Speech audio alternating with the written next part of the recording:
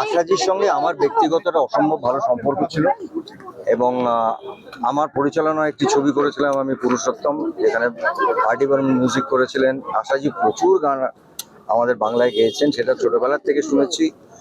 আমি আমার মার কথা বলি, আমার মা না পাগলের মতন ভক্ত ছিল আশাজি, এবং আমার মনে হয় ওনার ভক্ত এরকম কেউ নেই। আমার মনে হয় সারা ভারতবর্ষের গানের জগতের একটা নতুন ট্রেন্ড সৃষ্টি করেছিলেন উনি। ওনার প্রতিটি গান, সেটা বাংলায় বলি হিন্দিতে বলি।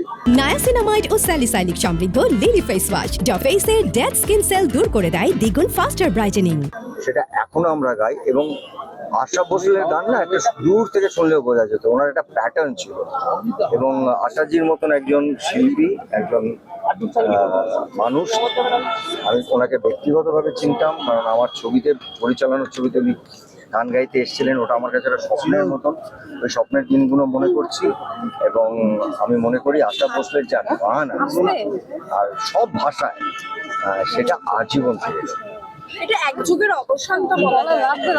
নিশ্চয়ই, মানে এরা লতাজি আশাজি হচ্ছিলেন গানের দুটো নাম, তো দিক, এবং তারা অভিনয়ের থেকে শুরু করেছেন, সেখান থেকে শেষে একেবারে আজকের প্রজন্মের সঙ্গেও গান গেয়েছেন। এটা ইতিহাস। নায়াসিনামাইড ও স্যালিসাইলিক সমৃদ্ধ লিলি ফেস ওয়াশ যা ফেসের ডেড স্কিন সেল দূর করে দেয় দ্বিগুণ ফাস্টার ব্রাইটেনিং।